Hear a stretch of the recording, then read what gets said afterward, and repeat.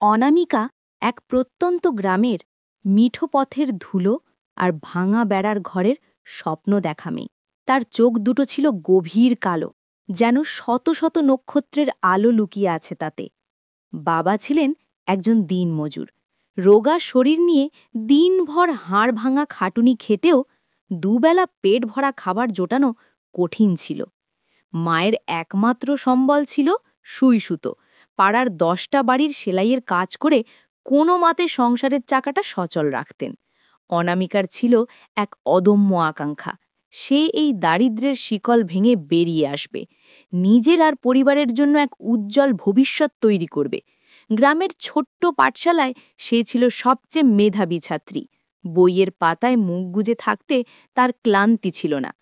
কলেজে ভর্তি হওয়ার পর অনামিকার জীবনে নতুন মোড় আসে। শহরের ঝলমলে আলোর মাঝে গ্রামের মেয়েটি যেন এক নিষ্প্রভ প্রদীপ, কিন্তু তার ভেতরের জ্ঞান আর মেধা ধীরে ধীরে সবার চোখে পড়তে শুরু করে। কলেজের বার্ষিক সাহিত্য অনুষ্ঠানে অনামিকা এক আবৃত্তি প্রতিযোগিতায় অংশ নেয়। রবীন্দ্রনাথের আফ্রিকা কবিতাটি তার কণ্ঠে যেন নতুন প্রাণ পেল। তার মায়াবী কণ্ঠস্বর শব্দের গভীরে ডুব দিয়ে দর্শকদের মন্ত্রমুগ্ধ করে তোলে। সেদিনের অনুষ্ঠানে উপস্থিত ছিল রাজ, শহরের অন্যতম প্রভাবশালী শিল্পপতি রায় গ্রুপের একমাত্র উত্তরাধিকারী। বিলাসবহুল জীবনযাপন, আধুনিক ফ্যাশন আর বন্ধুবান্ধব নিয়ে মেতে থাকাটাই ছিল তার অভ্যাস। তবে শিল্পের প্রতি তার এক নিবিড় টান ছিল, যা সচরাচর প্রকাশ পেত না। অনামিকার আবৃত্তি তার হৃদয়ের গভীরে এক অন্যরকম অনুভূতি জাগিয়ে তোলে। অনুষ্ঠান শেষে রাত যেন এক ঘড়ির মধ্যে অনামিকার দিকে এগিয়ে যায়, তার মুখে এক স্নিগ্ধ হাসি। অসাধারণ আবৃত্তি করলেন আপনি, আপনার কণ্ঠে যেন কবিতা জীবন্ত হয়ে উঠেছিল। অনামিকা লাজুক হেসে ধন্যবাদ জানায়। এমন প্রভাবশালী ছেলের কাছ থেকে প্রশংসা শুনে সে কিছুটা অপ্রস্তুত হয়ে পড়েছিল। এরপর থেকেই তাদের পরিচয় ধীরে ধীরে গভীর হতে থাকে। কলেজের করিডরে, লাইব্রেরির কোনায়, ক্যাফেটেরিয়ার আড্ডায় তাদের প্রায়ই দেখা হতে লাগল। রাজ অনামিকার জ্ঞানের পরিধি, তার সরলতা আর জীবনের প্রতি তার কঠোর সংগ্রাম দেখে মুগ্ধ হয়। অন্যদিকে অনামিকা রাজের বিনয়, তার সহানুভূতি আর শিল্পের প্রতি তার গভীর ভালোবাসা দেখে অভিভূত হয়। একদিন পরন্ত বিকেলে কলেজের পেছনের বাগানে তারা পাশাপাশি বসেছিল। সূর্যের শেষ আলোয় অনামিকার মুখে এক অপূর্ব আভা ফুটে উঠেছিল। রাজ মুগ্ধ চোখে তাকিয়েছিল তার দিকে। বাতাস হালকা দুলুনি দিয়ে অনামিকার এলোমেলো চুলগুলো সরিয়ে দিচ্ছিল।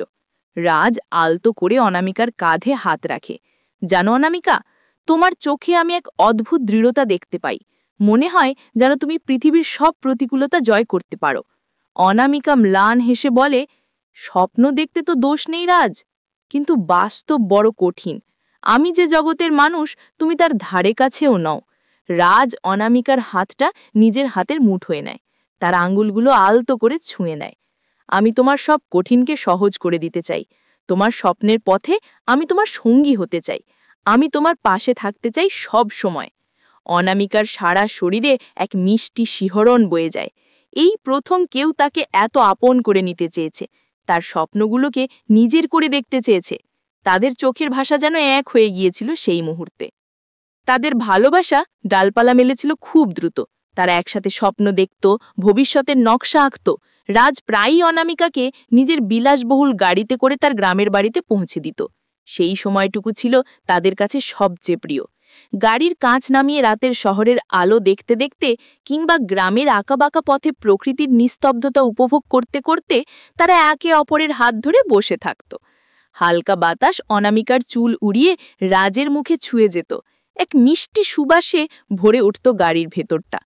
একদিন এমন এক যাত্রায় গাড়িটা একটা নিরিবিলি জায়গায় থামিয়ে রাজ অনামিকার হাত দুটো ধরে বলে, আমার সারাটা জীবন তোমার হাত ধরে হাঁটতে চাই অনামিকা, তুমি কি আমার হবে? অনামিকা চোখের জলে রাজের দিকে তাকিয়েছিল। তার ঠোঁটে ছিল এক মিষ্টি হাসি।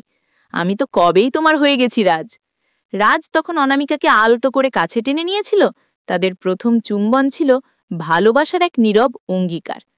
কিন্তু তাদের ভালোবাসার খবর যখন রাজের বাবা মায়ের কানে পৌঁছায়, তখন যেন এক ভয়ঙ্কর ঝড় ওঠে। রাজের বাবা, প্রতাপশালী ব্যবসায়ী রাঘব রায়, এই সম্পর্ক কোনোভাবেই মেনে নিতে পারলেন না। তিনি অনামিকাকে তার বিশাল অফিসে ডেকে পাঠান। মার্বেল পাথরের শীতল মেঝে আর কাঁচের দেওয়ালের অফিসের ভিতর অনামিকা নিজেকে যেন আরও ছোট মনে করছিল। রাঘব রায় তার চেয়ার থেকে উঠে এসে অনামিকার সামনে দাঁড়ান। তার মুখে ছিল স্পষ্ট বিরক্তি। তোমার সাহস হয় কি করে আমার ছেলের সঙ্গে সম্পর্ক করার? তোমার মতো সাধারণ ঘরের মেয়ে আমাদের বাড়ির যোগ্য নয়। টাকা দিয়ে তুমি আমার ছেলেকে কিনতে পারবে না। অনামিকার চোখে জল এসে গেছিল, কিন্তু সে নিজেকে সামলে নেয়। তার কণ্ঠস্বরে ছিল দৃঢ়তা। ভালোবাসা কেনাবেচার জিনিস নয় আঙ্কেল, আর আমি আপনার ছেলেকে কিনতে আসিনি, ভালোবেসেছি। ভালোবাসা কোনো সামাজিক বা আর্থিক পরিচয়ের তোয়াক্কা করে না। রাজ তার বাবার সিদ্ধান্তের বিরুদ্ধে রুখে দাঁড়ায়। বাবা, আমি অনামিকা ছাড়া কাউকে বিয়ে করব না।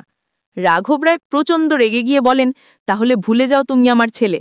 তোমার সব সম্পত্তি থেকে আমি তোমাকে বঞ্চিত করব। এই ব্যবসা, এই নাম পরিচয় কিছুই তোমার থাকবে না। রাজ কোনো পরোয়া করে না।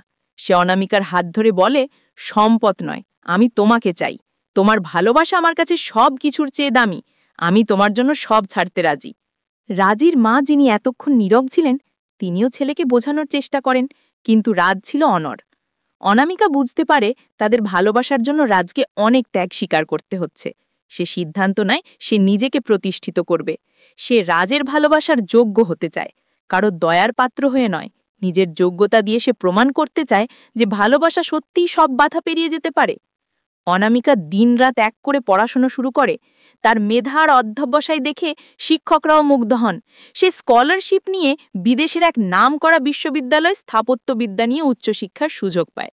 যাওয়ার আগে রাজ আর অনামিকা শেষবারের মতো দেখা করে। বিমানবন্দরের ভিড়ে শত শত মানুষের আনাগোনার মাঝেও তাদের ভালোবাসা ছিল অবিচল।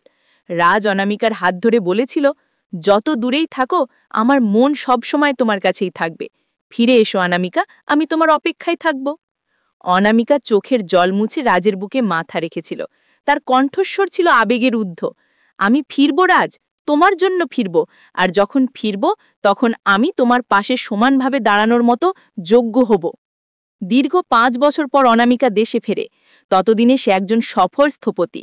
তার ডিজাইন করা আধুনিক ও পরিবেশ বান্ধব ইমারতগুলো দেশের স্থাপত্য জগতে এক নতুন দিগন্ত উন্মোচন করেছে। তার নাম এখন সবার মুখে মুখে। দেশের অন্যতম সেরা স্থপতি হিসেবে সে পরিচিত। দেশের বিভিন্ন প্রান্তে তার কাজের প্রশংসা হয়। একদিন একটা নতুন আবাসন প্রকল্পের উদ্বোধনে অনামিকা প্রধান অতিথি হিসেবে আমন্ত্রিত হয়। অনুষ্ঠান স্থলে পৌঁছে সে রাজকে দেখতে পায়। রাজও ততদিনে তার বাবার ব্যবসা নিজের হাতে নিয়ে রায় গ্রুপকে আন্তর্জাতিক পর্যায়ে নিয়ে গেছে। দুজন একে অপরের দিকে তাকিয়ে স্মিত হাসে। তাদের চোখ যেন কথা বলে ওঠে। পুরনো দিনের স্মৃতি, ভালোবাসার গভীরতা আর ধৈর্যের জয় যেন তাদের চোখে স্পষ্ট। অনুষ্ঠান শেষে রাজ অনামিকার কাছে আসে। তার চোখে ছিল এক ভিন্ন দ্রুতি, এক গভীর গর্ব। আমি জানতাম তুমি ফিরবে, আমি জানতাম তুমি নিজেকে প্রমাণ করবে, আমার বিশ্বাস ছিল। অনামিকা আবেগে রাজকে জড়িয়ে ধরে। আমি তোমার ভালোবাসার জন্যই এতদূর আসতে পেরেছি রাজ, তোমার বিশ্বাস আমাকে শক্তি জুগিয়েছে। এই সময় রাঘব রায় নিজে অনামিকার কাছে এসে দাঁড়ান। তার মুখে ছিল অনুশোচনার ছাপ। তিনি অনামিকার দিকে হাত বাড়িয়ে দেন। আমাকে ক্ষমা করো মা, আমি তোমার মূল্য বুঝতে পারিনি। তুমি শুধু আমার ছেলের যোগ্য নও, তুমি এই দেশের গর্ব। অবশেষে রাজ আর অনামিকার বিয়ে হয়। এক বর্ণাঢ্য আয়োজনে তাদের মিলন হয়, যেখানে শুধু দুটি মনের নয়, দুটি ভিন্ন জগতেরও মিলন হয়। তাদের রূপকথার মতো প্রেম কাহিনী সমাজের বুকে এক নতুন দৃষ্টান্ত স্থাপন করে।